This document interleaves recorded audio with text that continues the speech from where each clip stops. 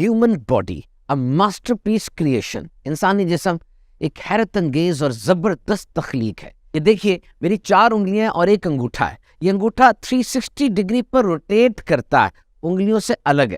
اور اگر اس انگوٹھے کو ہم ڈسیبل کر دیں, یہ میں نے اس کو باندھ دیا, اب یہ انگلیاں ان کا کیا کام رہ جائے گا؟ ان کی گرپ کیسے ہوگی؟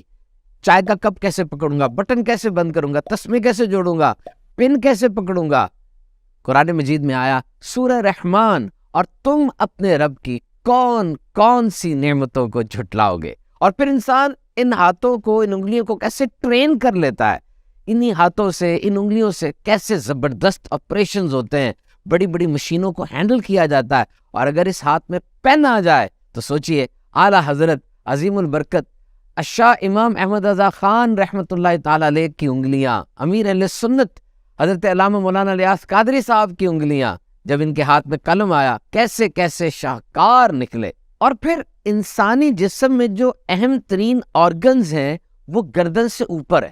ایک تو سارے بلڈ ویسلز وہ گردن میں کلوزلی پیکڈ ہوتے ہیں, کیروٹیڈ آرٹری ہے, جگولر وین ہے, ورٹیبرل آرٹریز وغیرہ وغیرہ ہوتی ہے. اور پھر آنکھیں 574 میگا پکسل, اور یہ آنکھیں ہم دن میں 10,000 بار جھپکتے ہیں. دس از فار دا سیکورٹی.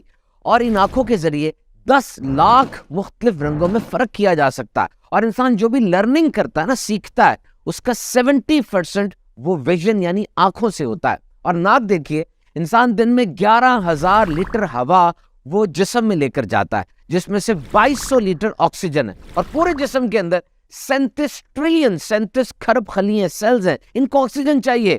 تو یہ گیسوں کی تقسیم کاری کا, الگ الگ کرنے کا نظام, اور یہ گیس پورے جسم میں پہنچانے کی ٹرانسپورٹ, ٹریمینڈس اینڈ امیزنگ. اور ہاں, یہ مد نظر رکھیے گا, ہم ناک سے سانس لیتے ہیں, منہ سے بھی لیتے ہیں, لیکن ناک سے سانس لینا چاہیے, کیونکہ جتنی ایئر وے ہے جو راستہ بنا ہوا ہے وہ سانس کے لیے ہی ہے.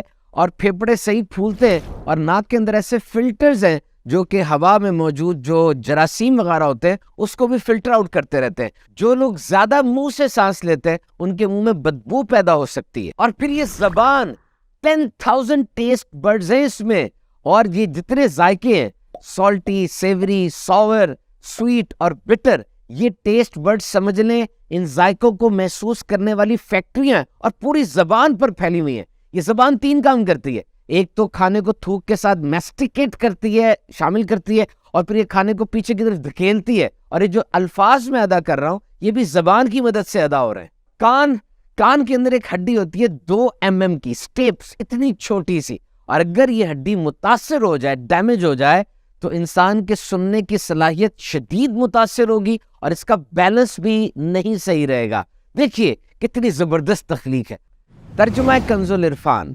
بے شک یقیناً ہم نے آدمی کو سب سے بہترین صورت میں پیدا کیا, اور یہ مکھڑا یہ سجانے کے لیے انسان کتنے جتن کرتا ہے, اس پہ کتنا اکڑتا بھی ہے. اس وقت دنیا میں بلینز آف ڈالرز کی کاسمیٹک انڈسٹری ہے صرف چہرے کو سنوارنے سجانے کے لیے. اور کیا شان ہے کہ نماز کے دوران انسان اپنے اسی چہرے کو سجدے میں رب کی بارگاہ میں زمین پہ رکھ دیتا ہے, اور صرف زمین پہ ہی نہیں رکھتا بلکہ اس کی کبریائی کا اقرار بھی کرتا ہے.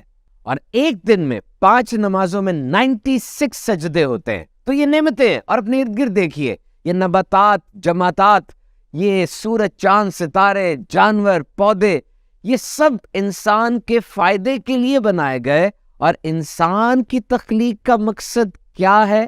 What is the primary motive of this creation?